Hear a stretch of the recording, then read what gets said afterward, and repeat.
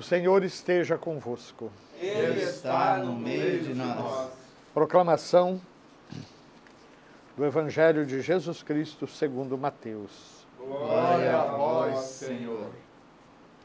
Naquele tempo, os discípulos aproximaram-se e disseram a Jesus: Por que tu falas ao povo em parábolas? Jesus respondeu: Porque a vós foi dado conhecimento dos mistérios do reino dos céus, mas a eles não é dado. Pois a pessoa que tem será dado ainda mais e terá em abundância, mas a pessoa que não tem será tirado até o pouco que tem. É por isso que eu lhes falo em parábolas, porque olhando eles não veem, e ouvindo eles não escutam, não compreendem. Deste modo se cumpre neles a profecia de Isaías. Havereis de ouvir sem nada entender, porque o coração deste povo se tornou insensível.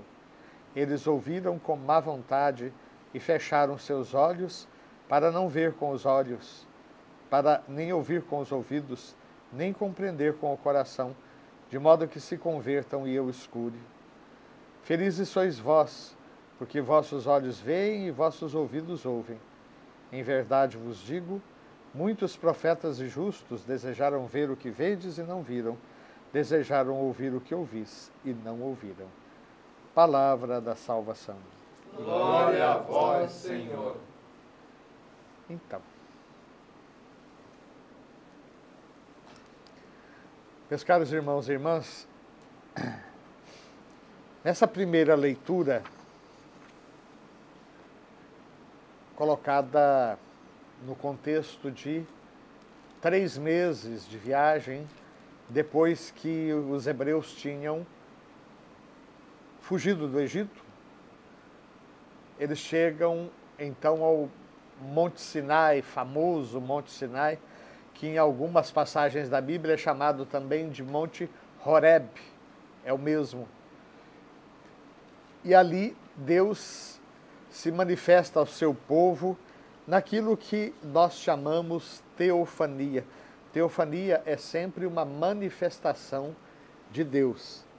E vejam que essa teofania do Monte Sinai, ela se insere no contexto de tantas outras teofanias do Antigo Testamento.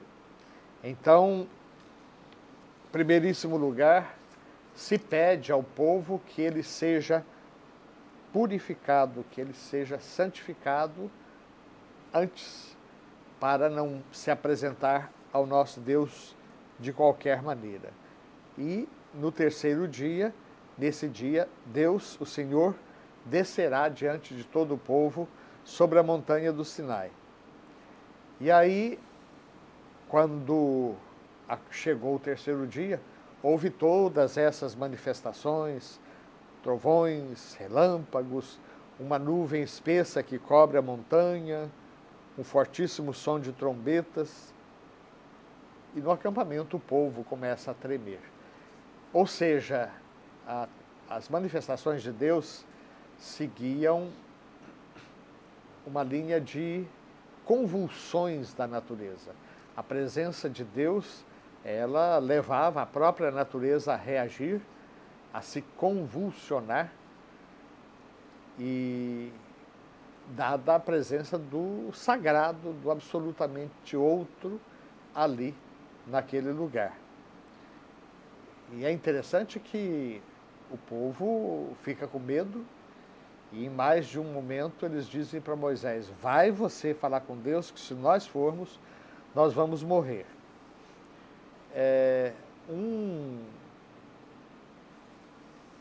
pensador alemão chamado Rudolf Otto, ele escreveu uma obra que marcou época, em que ele fala sobre o sagrado e, de consequência, também sobre o profano. E ele fala dessa experiência do sagrado como sendo marcada por 2 reações opostas. Em primeiro lugar, o fascínio. Diante do sagrado, a pessoa se sente fascinada, ela quer chegar mais perto, ela quer conhecer. Ao mesmo tempo, ela tem a experiência do tremendo, de algo que a ultrapassa tremendamente, e por isso tem o medo inclusive de não dar conta, de morrer, de ser aniquilada, ou o sentimento da própria indignidade diante daquele que se revela. Claro, nós estamos falando de experiências fundantes da vida do povo, mas é sempre bom lembrar que com o profeta Elias vai haver uma mudança na forma de Deus se manifestar. O profeta Elias está no Monte Carmelo, aliás, ele volta ao Monte Sinai, né? Antes do Monte Carmelo. E ali ele percebe que veio um terremoto, mas Deus não estava no terremoto, né? Veio uma tempestade, Deus não estava na tempestade. Vieram trovões, raios, fogo, e Deus não estava em nada disso. E no final da tarde, ele sente uma suave brisa que passava. E aí ele se dobra em adoração, porque ele sabia que era Deus que estava se aproximando para falar com ele. A partir do profeta Elias, surge toda uma corrente de espiritualidade que depois vai marcar, sobretudo,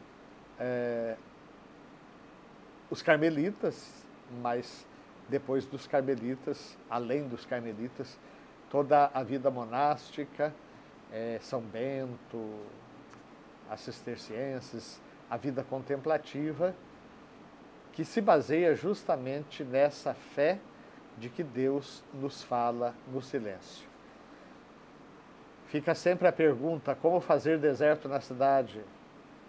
Esse é o título de um livro de um antigo militante da Ação Católica, Carlos Cajeto, que era uma pessoa super ativa, super dinâmica, e ele entra para a fraternidade dos irmãozinhos de Charles de Foucault, e ali ele vai literalmente ao deserto Saara, e lá ele faz a sua experiência de noviciado, de consagração, e vai mergulhar nessa outra face da atividade humana, que é a vida contemplativa. E ele escreve Deserto da Cidade, tentando ajudar justamente aqueles jovens, aqueles trabalhadores, aqueles executivos, enfim, aquelas pessoas que vivem no burburinho de uma grande cidade, não têm condições de ir para um deserto físico e que mesmo assim gostariam de silêncio. E Carlos Cajeto vai então desenvolver toda uma dinâmica. É um livro que eu recomendaria para quem quer conhecer um pouco mais essa espiritualidade da contemplação. Se chama, repito, Deserto na Cidade. Falando do Evangelho, nós temos uma passagem que nem sempre é muito fácil de interpretar, mas ao mesmo tempo alguns exemplos acredito que possam nos ajudar. Bom, em primeiro lugar, por que Jesus fala em parábola? Sabem que, já falei isso aqui mais de uma vez, houve um padre brasileiro chamado Penido, Padre Penido. Como ele escreveu na França, ele era conhecido como Penidot, mas o nome dele é Penido mesmo, brasileiro, que refletiu muito sobre o uso da analogia, da parábola, da história, da comparação, para falar das coisas do reino. E ele chega à conclusão que realmente falar por comparações, falar em parábolas, é a melhor maneira de se falar dos mistérios de Deus, porque você abre caminho para a pessoa mergulhar no mistério, mas você não esgota o mistério continua sendo mistério. De modo que as parábolas de Jesus, elas servem para que as pessoas mais simples compreendam, mas, por outro lado, elas exigem uma certa abertura de coração, sem a qual a parábola fica bastante obscura. Tem uma frase aqui: a pessoa que tem será dado ainda mais e terá em abundância, mas a pessoa que não tem será tirado até o pouco que tem. Não parece muito justo, né? Mas se vocês olharem, por exemplo, na própria prática profissional. Então a pessoa é um médico, a pessoa é um dentista, a pessoa é um engenheiro, e ela vai praticando. Cada projeto novo, ela aprende mais. E assim, aquilo que ela já tem de conhecimento se vai acrescentando novos e ela terá em abundância. Depois de 20 anos de experiência, será um profissional praticamente acabado, no sentido assim de completo. Mas aquele que negligencia, ele vai, em vez de ir para o trabalho, ele vai para o bar, ele bebe, ele não se atualiza, não lê, não estuda, até aquele pouquinho que ele já tinha de conhecimento e de experiência acaba se perdendo. E o risco de fazer bobagem é real. Então, na vida espiritual, a coisa é mais ou menos parecida, meus queridos. Se você toma...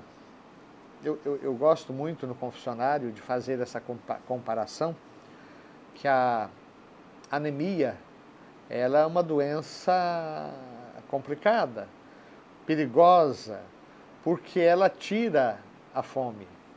Só que se você não come, você fica anêmico, né? Então cria-se um ciclo vicioso em que você morre de fome, mas sem apetite, né? Ou melhor, você morre de desnutrição, mas sem estar com fome, sem sentir a fome. Na vida espiritual a coisa vai na mesma direção, né? Quanto mais nós mergulhamos nas coisas de Deus, nos mistérios, seja pela prática sacramental, seja pela meditação da palavra de Deus, pela vida de oração, quanto mais a gente mergulha, mais a gente quer mergulhar. Quanto mais a gente se alimenta, mais a gente quer se alimentar, de modo que